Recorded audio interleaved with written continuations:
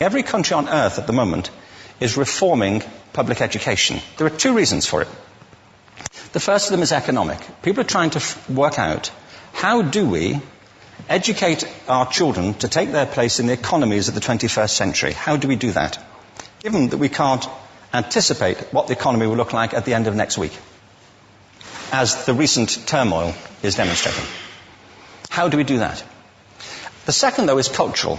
Every country on earth is trying to figure out, how do we educate our children so they have a sense of cultural identity and so that we can pass on the cultural genes of our communities while being part of the process of globalization. How do we square that circle?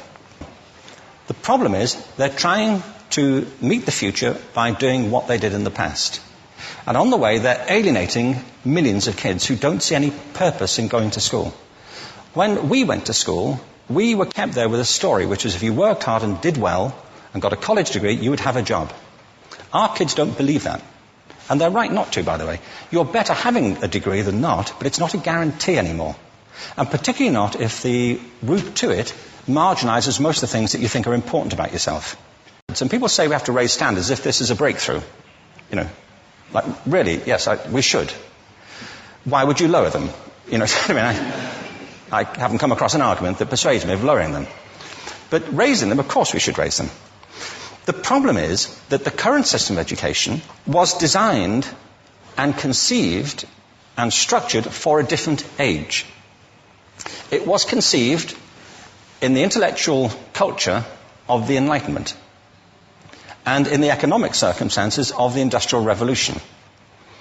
Before the middle of the 19th century, there were no systems of public education. Not really. I mean, you could get educated by Jesuits, you know, if you had the money.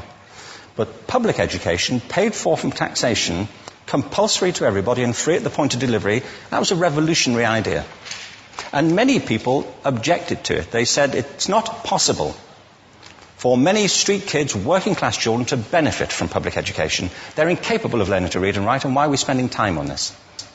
So there's also built into it a whole series of assumptions about social structure and capacity.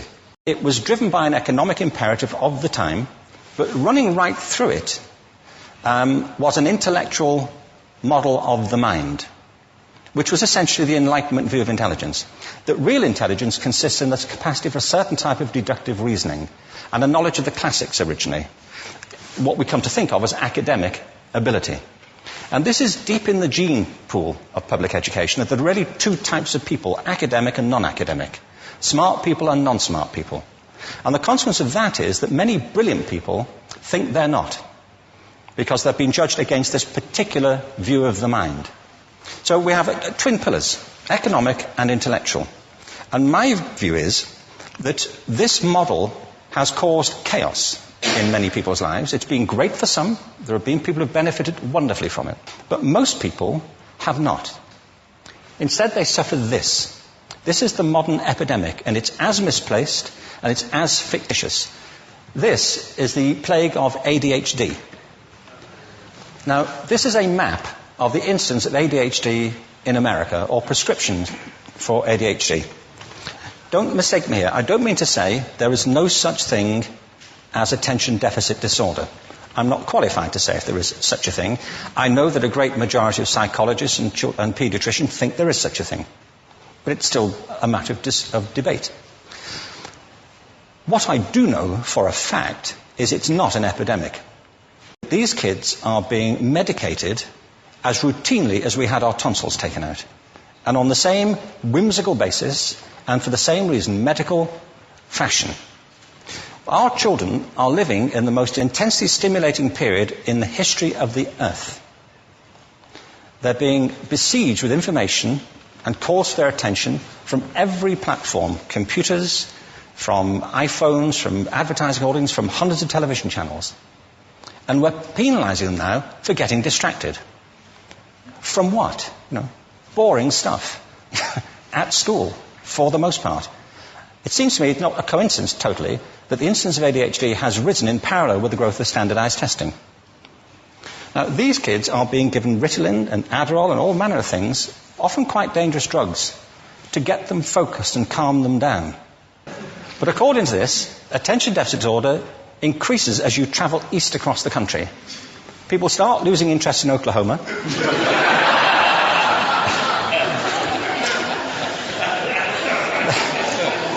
They can hardly think straight in Arkansas. And by the time they get to Washington, they've lost it completely. And there are separate reasons for that, I believe. It's a fictitious epidemic. If you think of it, the arts, and I don't say this exclusively of the arts, I think it's also true of science and of maths, but I say about the arts particularly because they are the victims of this mentality currently, particularly. The arts especially address the idea of aesthetic experience. An aesthetic experience is one in which your senses are operating at their peak, when you're present in the current moment, when you're resonating with the excitement of this thing that you're experiencing, when you are fully alive. An anesthetic is when you shut your senses off and deaden yourself to what's happening. And a lot of these drugs are that. We're getting our children through education by anesthetizing them. And I think we should be doing the exact opposite. We shouldn't be putting them asleep. We should be waking them up to what they have inside of themselves. But the model we have is this. I believe we have a system of education that is modeled on the interests of industrialism and in the image of it. I'll give you a couple of examples. Schools are still pretty much organized on factory lines, ringing bells, separate facilities, specialized into separate subjects. We still educate children by batches. We put them through the system by age group. Why do we do that? Why is there this assumption that the most important thing kids have in common is how old they are? It's like the most important thing about them is their date of manufacture. You know what I mean? Well, I know kids who are much better than other kids at the same age in different disciplines, or at different times of the day, or better in smaller groups than in large groups, or sometimes they want to be on their own. If you're interested in the model of learning, you don't start from this production line mentality. It's essentially about conformity, and increasingly it's about that as you look at the growth of standardized testing and standardized curricula. And it's about standardization. I believe we've got to go in the exact opposite direction. That's what I mean about changing the paradigm. There was a great study done recently of divergent thinking. It was published a couple of years ago. Divergent thinking isn't the same thing as creativity. I define creativity as the process of having original ideas that have value. Divergent thinking isn't a synonym, but it's an essential capacity for creativity. It's the ability to see lots of possible answers to a question, lots of possible ways of interpreting a question, to think what Edward de Bono would probably call laterally, to think not just in linear or convergent ways, to see multiple answers, not one. So, there are tests for this. One kind of cod example would be, people might be asked to say, how many uses can you think of for a paperclip? Well, those routine questions. Most people might come up with 10 or 15. People who are good at this might come up with 200. And they do that by saying, well, could the paperclip be 200 foot tall and be made out of foam rubber?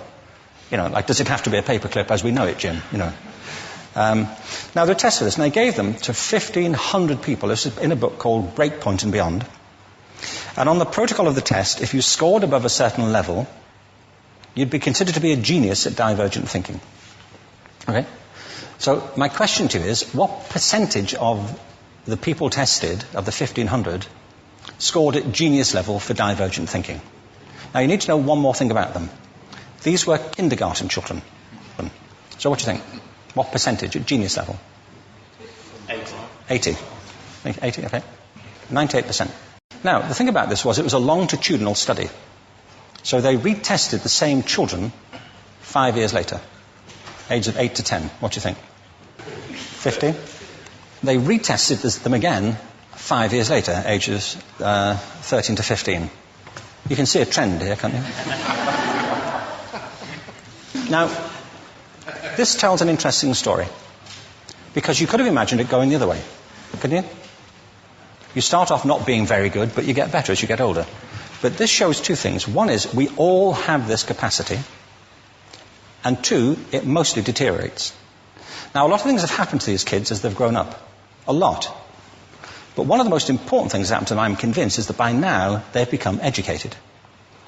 They've spent 10 years at school being told there's one answer, it's at the back. And don't look. And don't copy, because that's cheating. I mean, outside schools, that's called collaboration, but inside schools. Now, this isn't because teachers want it this way, it's just because it happens that way. It's because it's in the gene pool of education. We have to think differently about human capacity. We have to get over this old conception of academic, non-academic, abstract, theoretical, vocational, and see it for what it is, a myth. Secondly, we have to recognise that most great learning happens in groups, that collaboration is the stuff of growth.